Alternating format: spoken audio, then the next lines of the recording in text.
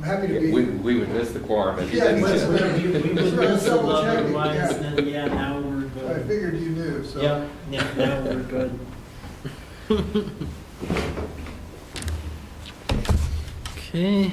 All right, did everybody get a chance to go through their email from Mike? The agenda email? Yeah. Yeah. Besides me looking on the wrong day, I didn't see it come through. So, Mike, you wanna Okay.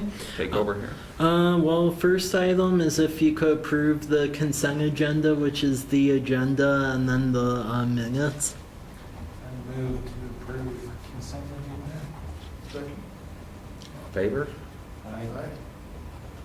Okay, thank you. Okay. How about the minutes? That was part of the. Yeah, that was That was all, part- we yeah, got that- it all together. Yeah, okay. that was part of it. We're good. Okay, well then I'll go through the next items then. So housekeeping is the upcoming meetings of the city. So February 13th and February 13th and 27th, the College Place City Council will meet. February 13th earlier will be Historic Preservation Commission.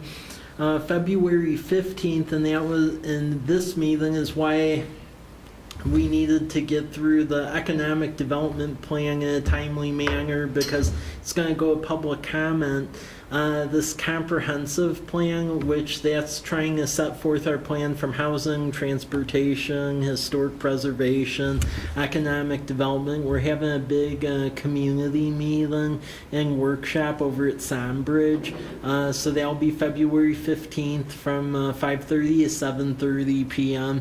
February 23rd is the Park Arbor and Recreation Board at 8 a.m.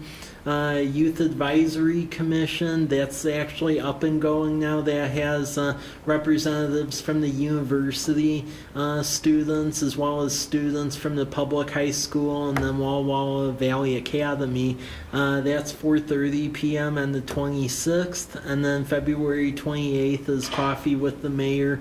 That'll be at Black Cup at 5 p.m. And we reworked that this year.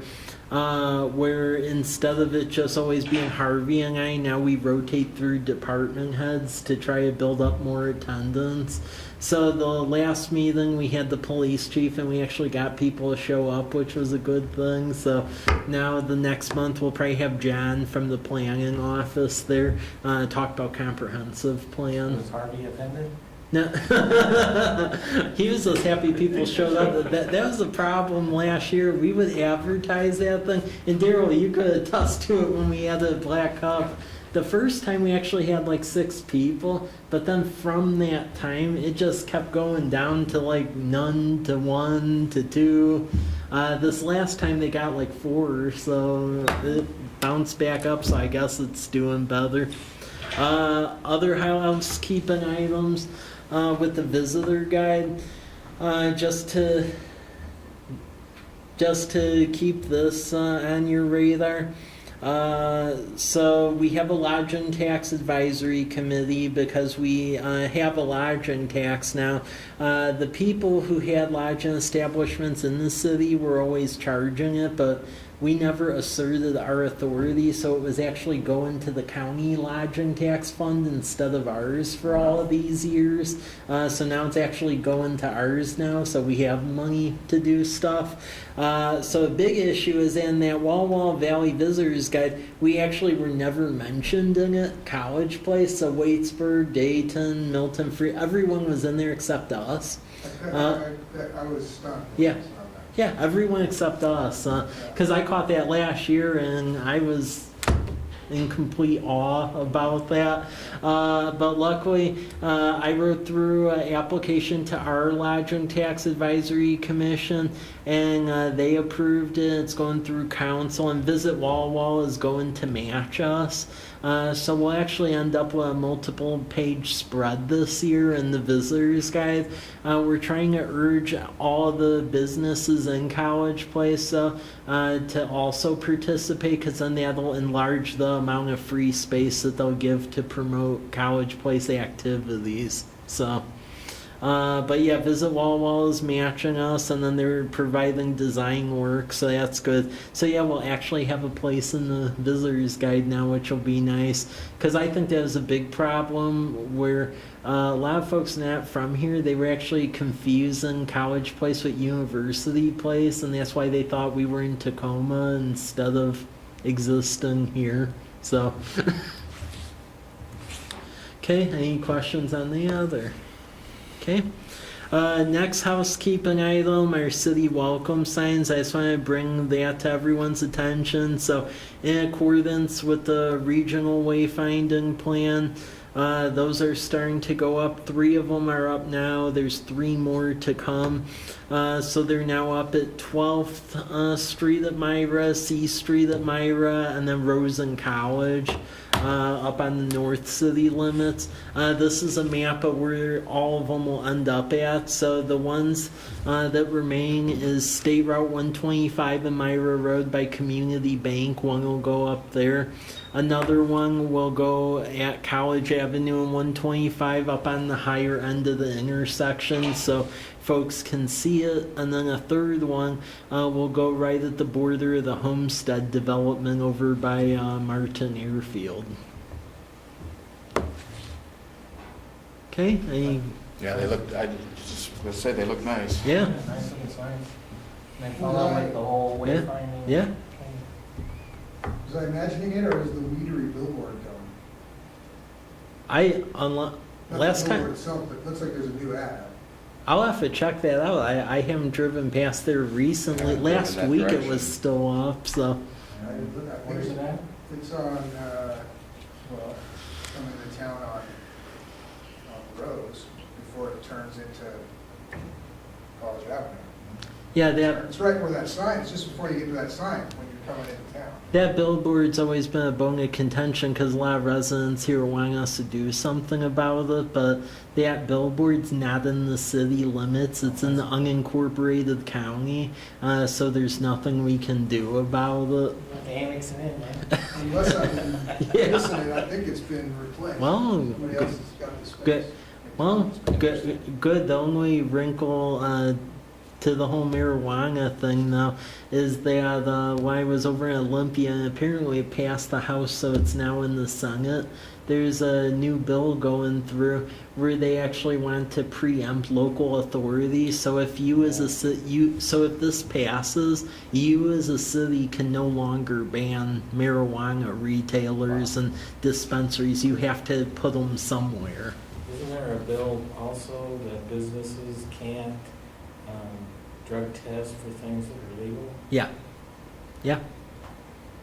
Yeah, they're going on a pretty rogue agenda this year. So yeah, the whole marijuana retailer and dispensary thing, that's something we're going to have to monitor because in College Place that's banned right now. But if that passes, that's going to preempt our whole rule. And the only workaround they have right now, but I would cringe at this because it would add to a local cost, is in the bill, the only way to get around it is you would have to hold and pay for a local election to see if like 60% or more were like for banning marijuana businesses. Yeah, so, and you can never achieve supermajority, so that would be useless even doing that. So yeah, these are where we're thinking of putting all of the welcome signs. So any comment on the other? So after you get those up, are you gonna do any other signage? Well, if you go on right now they aren't all up, but if you go on College Avenue, you'll see them. We have several vehicular directional signage up, and they still haven't all been put up. At the end of the day, there's like 60 of them that are going up around town. We want to write a grant, but we want to install like a kiosk over in front of Umpqua Bank at 4th and College Avenue. It has like a map of the corridor and where everything is at. Those run about $8,000, so we're going to be looking for grants or something to pay for that. And then the other piece of the wayfinding is we replace. Right now, the old lettering sign in front of City Hall, that's in the process of being knocked down. I don't think they were able to get to it today, but the other sign which had departments in the wrong locations, that got traded out for an electronic reader board. So now we have a reader board in front of City Hall. Okay. No further questions. I'll go to these next items here. So reports. Did you notice we lost a tree today? Where? Yeah. Right in front of front. City Hall. So. Oh, no, I didn't even see it. Yeah, we ended up tearing out that tree because in the ice storm, it turned out that tree was mainly hollow in the middle, and a big part of it broke off and landed toward Daryl's business. Yeah, So, it wasn't big enough to reach the building, but it cut off the driveway. yeah. Yeah. Yeah, because I trees think I might have rot seen from it. the Yep. inside It out. was broken. I noticed that, yeah, but I didn't know. Yeah, so that tree's gone, and then there's a blue spruce over here where we found out the whole middle of that's dead too. No kidding. Yeah, so we're gonna tear that out too, and then put 2 new trees because they were both dead. Yeah. So, We took our tree out of the corner of the chamber last week. yeah. Yeah, what kind of tree plants in the city? We actually want to start. We want to start working on a tree plan because we are recognized as a tree city now. We put in for the Arbor Day app and got it, so we'll start to get grant money for that. But yeah, we do need some sort of tree plan because what really shows we have an issue is that ice storm because it killed a bunch of the trees that were planted in Lions Park. There's about 14 of them that got completely mangled with the ice, and we had to haul those out. So yeah, we need to do something. Okay, any more questions on the signage?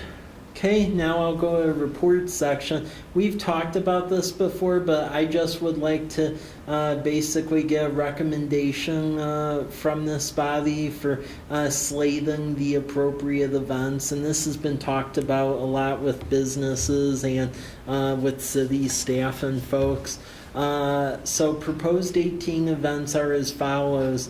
Memorial Day parade and picnic. The mayor is really working at establishing this. It'll be like Walla Walla's Veterans Day, except here for Memorial Day because there weren't enough veterans to do 2 Veterans Days. So they'll be May 28th at 11 a.m. Ideas, they have a parade on College Avenue and then have some sort of picnic food truck thing at Kiwanis Park. Next one after that is Farmers and Artisans Market. They'll be at the City Hall parking lot, and we'll be remodeling the parking lot so that way it can more comfortably accommodate everyone. They'll go from May 31st, September 28th on Thursdays from 4 to 7 p.m. Independence Day, we'll do that on Sunday again, so that, except we'll do it before the 4th, because that was the common complaint we heard the last time that it was after the 4th. So it'll be on Sunday, July 1st from 6 to 10 p.m. And then we'll try to fundraise for fireworks again. For that event because went over very well. Halloween, that'll be coordinated with all the businesses again on College Avenue, and then we'll have activities here at the municipal campus. They had very good attendance in its first year, and they'll be 3 to 6 p.m. on October 31st. And then Winterfest, we'll look at building how it went over this past year. So parade, farmers market, gathering at the fire department, fireworks, and that'll be Thursday, December 6th from 5 to 8 p.m. So this is the slating of the events. So it'd be good just so that we show that it went through this body. If there could be a recommendation essentially for the event dates and times and so forth. Or a formal motion? Yeah. Okay. Yeah. Yeah, I move that we adopt the events as proposed. Second? All in favor? Aye. Aye. Okay, thank you. Okay, so yeah, that'll be the calendar for that. Next item, and this we don't really have to do any action, but it's just to find out if there's any amendments or changes you have to the document before we bring it to the open house, because the open house will be to really gain community feedback on that. Keep in mind with what informed the economic development element going a couple months back is we did do an online and paper survey that had about 130 results to it, so 130 participants. This will be basically checking back with the citizens if it reflected everything that they indicated in the survey. And then really the only other items that we'll need to work through, but this will be after the open house to determine follow through is really an action plan on what stuff gets done first, second, last. So in looking at the draft plan, I'll just go over it briefly and then we could circle back on if there's any amendments to it. So with the economic element, it starts out with what you will find in the chapter, and that goes into an overview. Because the last comprehensive plan College Place had didn't have an economic development section. It just talked about it from a land use perspective, but it had no goals for businesses or anything. So first part's overview, and then really what the Growth Management Act mandates for planning for economic development. Second part is a map of the business districts, and that's been how we've developed these districts to help with the wayfinding plans. So a lot of the wayfinding signage directs to districts throughout the city. So right now we have the Myra Road district up here, Commercial Drive down here, Meadowbrook here.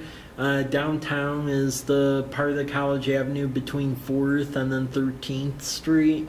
University District is the lighter blue color, and the North College Avenue Business District goes from like the Rose Blaylock area of College Avenue down to Whitman and College. Part 3 is economic development.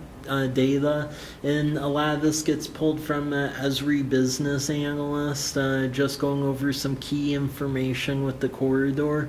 And then there's several other data points. One is the population. So we've had pretty steady population increase from 2005 to 17 going north of 11%.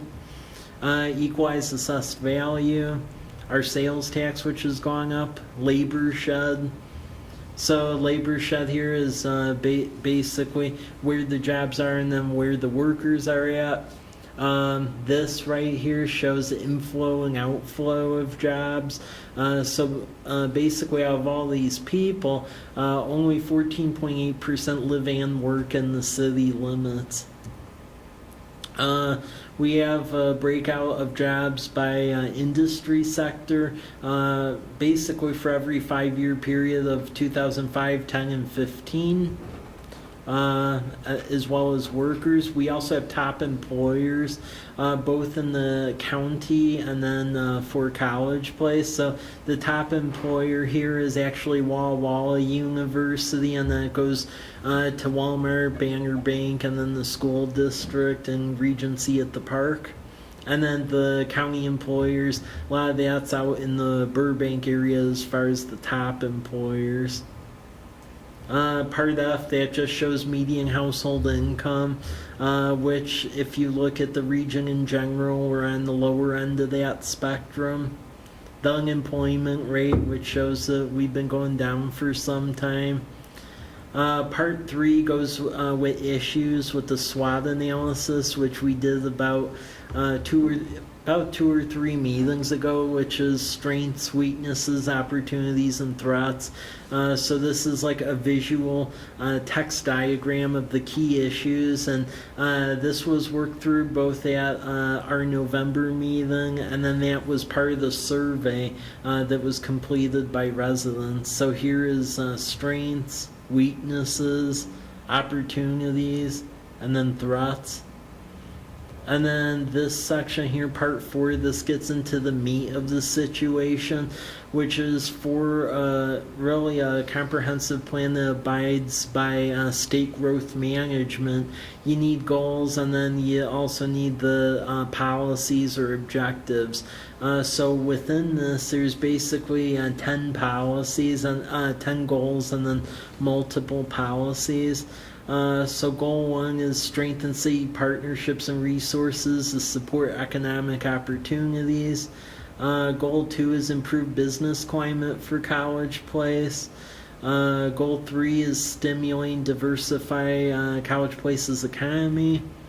Goal 4 is maintain city's infrastructure so it meets the needs of existing employers and targeted industries. Goal 5 is develop diverse portfolio of sites ready for businesses to provide College Place competitive advantage because infrastructure is in place and owners are willing to sell lease. Goal 6, that boils down to the fact that College Avenue from Rose Street really down to 13th is a mixed-use downtown district. Goal 7 is supporting the development of Myra Road and State Route 125 for big box stores and chain restaurants. Goal 8 is grow and sustain a qualified workforce. Goal 9 is embrace tourism as an economic development tool. And then those are the goals with multiple policies. So with that, were there any concerns, thoughts, changes? My only thought was to expand on how you can capitalize on the wine industry. Saying you're gonna have a bunch of wineries, but there's gotta be, because you look at the tourists that come to town, the majority are coming because of that. So how do you tap into that and get them to College Place? You know? I think that could be dealt with the action item exercise, which we'll get into the next meeting. Actually, it'll probably be an April meeting because the next meeting, Val will be here from Colfax to talk about Main Street. I guess my point was, how did you word it in your document? Well, so to get to the wine here, goal number 9 is embrace tourism as economic development tool, and then one of the policies is explore adding to the flourishing wine industry in the Walla Walla Valley. I just thought, I don't know, Yeah, something a little more like just explore, yeah, like capitalize on or something. I don't know, just a Capitalize. wording thing. okay. Yeah, I kind of agree with that. So Make it a little maybe stronger. stronger to Yeah. capitalize. Okay. Or make it a primary goal, not a policy, True. Yeah, that's, you know, not a subcategory of a main category, however you structure it. Yeah. So capitalize on the. A goal rather than a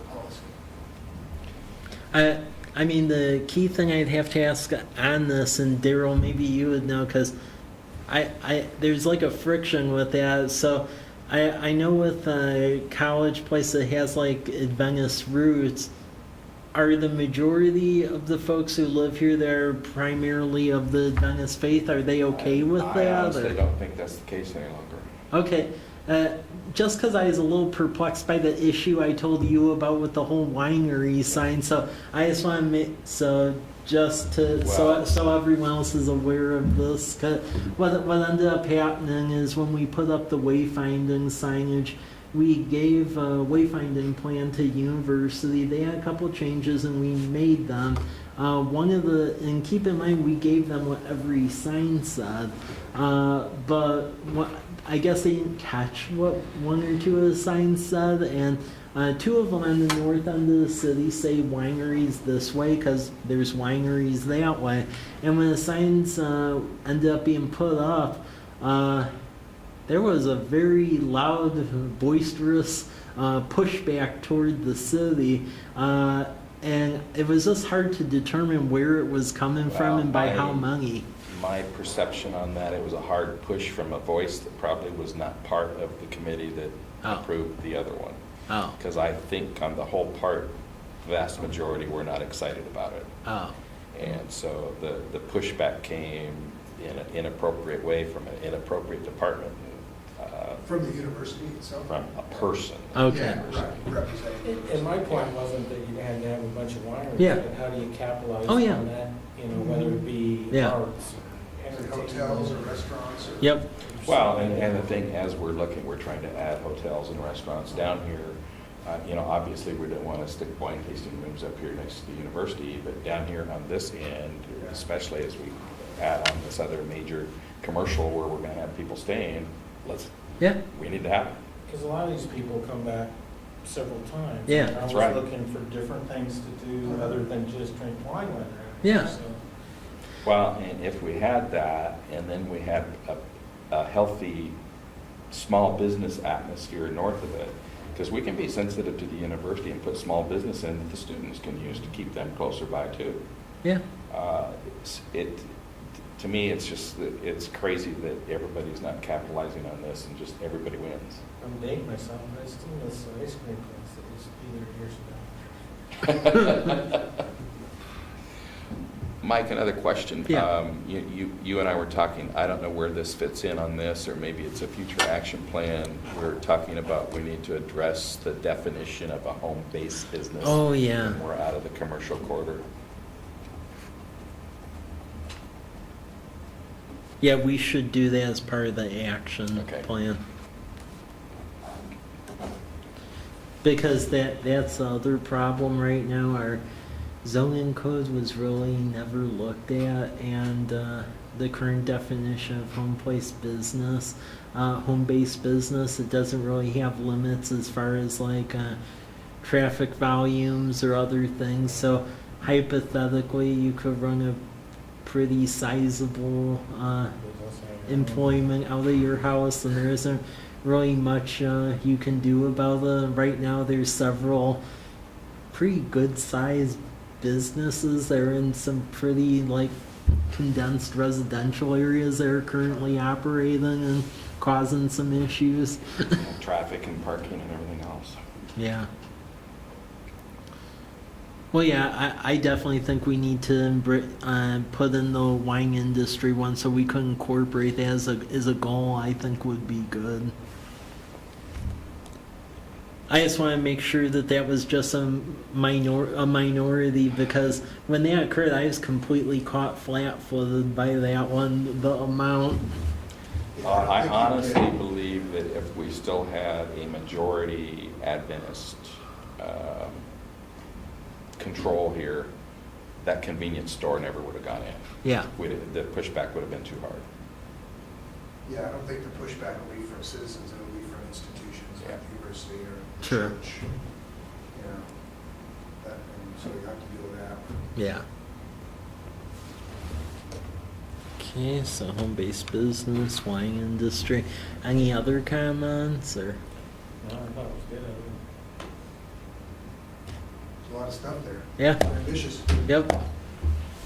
Okay, well then we'll present that at the open house and see what the feedback is from the residents then. And then I'll incorporate the wine industry goal on that.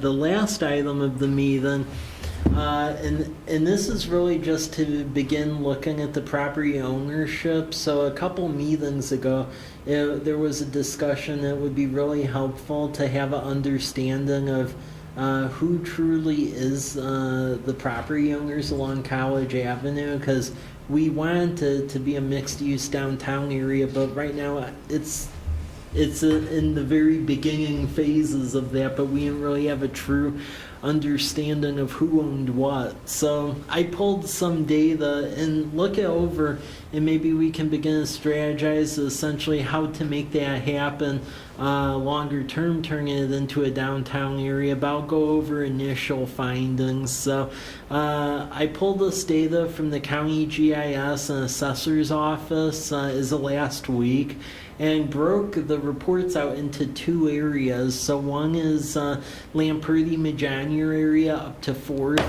So that's the South College Avenue corridor. and then North College Avenue, which goes from Whitman Drive up to Rose and Blaylock.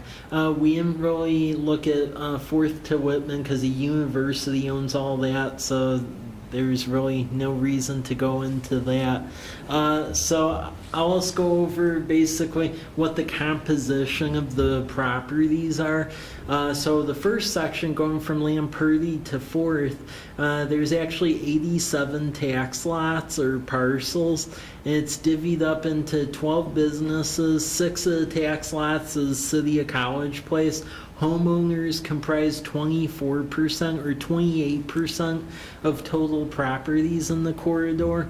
Rental properties is 37 properties, and it actually comprises the largest percentage, which is 42%. And then Walla Walla University or Upper Columbia Conference is 8, or comprising 9% of the tax lots from 4th up to Lamperti. Is that all zone commercial? It's all zone mixed use. So you could basically you can either live on the property or have businesses. It was meant to try to conduce like a live work situation where you have business downstairs and then yeah. We just have a lot of situations where you have the rentals essentially, and they aren't really keeping them up fully. And really, it would be better positioned to do mixed use. So yeah, that's what the south half comprises, and then the northern section. So Blaylock going to Whitman, that has 52 tax lots, and of that, you have businesses comprise 9 of those, so 17%. Government ends up being one of them, so 2. And then homeowners are 14 tax lots, that's 27%. The rentals are 19, so 37%. And then Walla Walla University or Upper Columbia Conference is 9 or 17%. So they actually have quite a bit of, the university has quite a bit of influence on quite a few of the tax lots heading up toward Rogers. The south part of the College Avenue, actually this realty company out of Vancouver owns quite a few of them. So that tends to be the dynamic of the properties along this corridor right now. So that's what I was able to find so far. So I don't know if you have any questions as far as additional needed information or thoughts, but the spreadsheet is in the agenda packet. So on the rentals, are they mostly student rentals or single family? It's a mix. It's a mix. Yeah. Which category would short-term rentals show up in? So short-term rentals would just show up as rentals Rentals, not typically. business? No. Okay. So we don't really know how many. Yeah. And if you look at Airbnb or VRBO, because they have maps of at least the ones that subscribe with them where they're located, none of those are on College Avenue. They're all in the neighborhoods. Yeah. How many, do you have a feel for how many are? It's growing. We're taking a wait and see approach to it. So right now there's between 17 to 19 VRBOs. We had a city council work session on it. And they've directed that they want a report given to them every month where basically we check those websites to see how many of them there are. And I think what will end up happening is if there's like a double-digit percentage increase in VRBOs, then they're likely going to try to figure out some sort of mechanism to regulate it. I know on our side, I really think the best for that would be like a database and then a 3 strikes you're out rule, where if you're going to run it like a party house and we're called over there all the time, 3 strikes and you're banned from doing that ever again. So because fact of the matter is, if we're going to do an outright ban, there's enough court cases on that where I'm still convinced what Walla Walla did won't hold up in court. I've just looked it up. It's too weak, and we don't have the money to fight that. And then even to do tough regulations on it, we don't have the staff. We only have 35 people here, including all the utilities. And the funny thing is, a lot of the complaints about VRBOs is they're coming from one specific area of town where they could do something about it, because it's a homeowners association, and I've advised them that they should consider CCRs on it if it's that important to them. Because I would say within the last month we've gotten 20 complaints, and 19 of the complaints are in this one subdivision. They're all neighbors, so 20 complaints? yeah. Yeah, it's 20 complaints, and in the subdivision it's over 3 VRBOs. So to me it seems more of like a NIMBYist argument going on. So No, I agree. yeah, but all complaints are coming out of this one subdivision. It's like we looked at this at the county planning commission last month, and I asked them, well, how big a deal is it? I mean, I can only think of one complaint. Yeah. Yeah, same with Walla Yeah. Walla. There's not that many. Well, we had folks who were watching the workshop who came here, but when it all boils down to it, it seems like one person told the next person, which then made them want to freak out about it. So I really think we have fear mongering going on more so than actual incidents. Because honestly, we have more problems in the city with code enforcement and people just doing really crazy stuff with the properties they live on, more so than vacation rentals. So But I still think the main issue of all is the lodging tax. yeah, but you can get lodging tax out of it, because the lodging tax we're making, that's the only way we're pulling it right now. Yeah, because we don't have hotels right now. We have the guest rooms at the university, but there's only 2 of them. And then beyond that, it's all VRBOs. So I was trying to think when you brought up lodging Yeah. tax, where it was coming from. yeah, it's coming from the 17 or so vacation rentals, and then the 2 rooms at the university. So I mean, without the VRBOs, we'd actually be dead, lodging tax wise. So I don't see an issue with it, but we'll see what council thinks. At least from what they indicated, they don't want to like do nothing, but they also don't want to overkill it, because they felt Walla Walla went way too far the other way. So they want to land somewhere in the middle. But then what it also seems like is they don't like everyone having their own regulations either. So at least where it was left is that we'll be giving them a database every month of how many we can find. Likely they're going to be watching what the county does, and then pretty much whatever the county does, I have a suspicion we'll end up doing. Well, it'd be nice to have it consistent with people. Yeah. Well, As long as consistent doesn't shut Well, it Yeah. down. well, I'll tell you right now, I don't think there's any appetite here to completely shut it down. I didn't hear a single person say that. It was more so, how strict do we regulate it? Yeah. You gotta regulate it. Yeah. Just to be free range circus.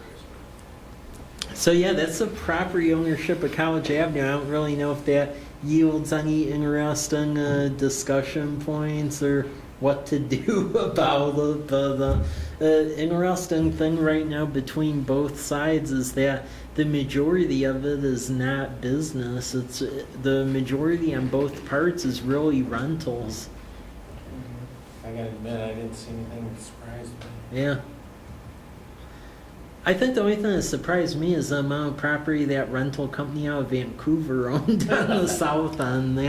That was a surprise. And then one trend I started to notice on a couple of the properties is a couple of properties that look like at one point in time a family owned it, and then it was put into an irrevocable trust, but then it looks like the trust potentially deeded it over to the Upper Columbia Conference. So it seems like there's some of that going on, where maybe when the family member dies, the trust gives it to the Upper Columbia Conference. So that's something to monitor, because the properties that that's happening with, it'd be one thing if it was like all right by the university, but one of them was actually a house down by Andy's, so you could end up with these little clusters. Well, but I can tell you what they're doing with most of those, because they're out there recruiting people to do that, to turn it over to them. Oh, So the Upper Columbia one doesn't bother me as much as some of the university stuff, Oh. because their primary goal is going to be then to turn around and flip it for income. oh, okay. So I see just as much opportunity there as worry. Because if we stay on top of where that's happening and can recruit the right buyers for the Yeah. properties, we may be able to get things moving the way we'd like to see it. Okay.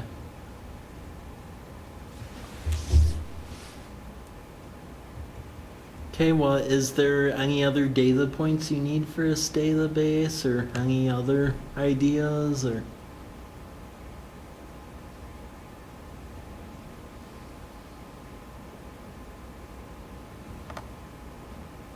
I can't think of any. Well, I'm going to go through and just do a little further analysis on it and bring back what I find out on here. I'm a little bit curious on some of these uses, like how many of these rentals are there in a row? You know, like, do we have 4 or 5 in a row, or are we seeing a rental and a home loan and a business? And, you know, how's that all falling? So that address is sort of kind of hard to tell. And so I'm going to do a little bit of a study on that. And the other thing I'm a little curious about is on some of those is how long has that property been held?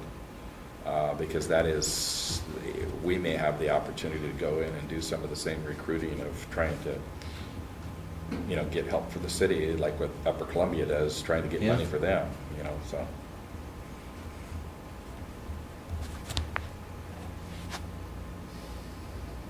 Okay. Okay, well, I would say for next time, really look over that database then, and let me know if there's any other discussion points that arise out of that. But with that, that's pretty much all I had for this meeting. So the next meeting would be on March 8th at 5 p.m. The main Oh, yeah, March 5th. The topics of discussion at that meeting was really going to be about the Main Street program, because we are an affiliate community now.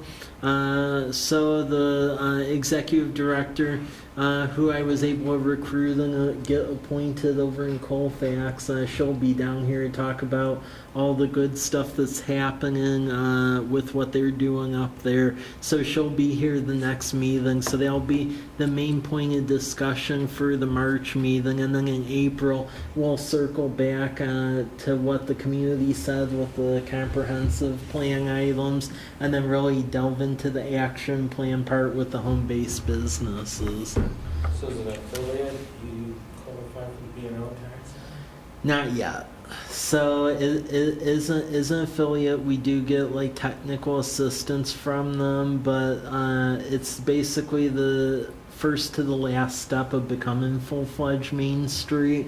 What the full-fledged Main Street is going to mean, and what it's going to mean is that if we get a downtown business group going here, for a community of our size, it would need like a full-time executive director of some sort. And then I know, like, for instance, in Colfax, how that was funded the first year until the B&O tax credits came, is Avista was very generous and paid quite a bit of that the first year until the B&O credits came. So that would probably be a discussion point where if we go that route, talking with Pacific Power, REA, Cascade, and whoever's around to see if there's money that could be had from anywhere. But typically it's about a 1 year process until you're certified, and then once the B&O tax credits come, that takes care of it from that point forward. So, okay, well with that, that's all I have. Then we'll adjourn. Yeah. Okay. Monday the 5th, I am not here. I'm in Nashville that Oh, day. okay. I mean, I could probably get her here another day if that would help. I'm gone that week, so Oh. we have to. What about March 12th? I don't think I would have a conflict on the 12th. Yeah, just because if I'm getting someone here from Colfax, I want to make sure the. Good round. Yeah. Yeah, the 12th would work for me. I get back on the 11th. Okay, so 12th. March, Yeah. I'm around.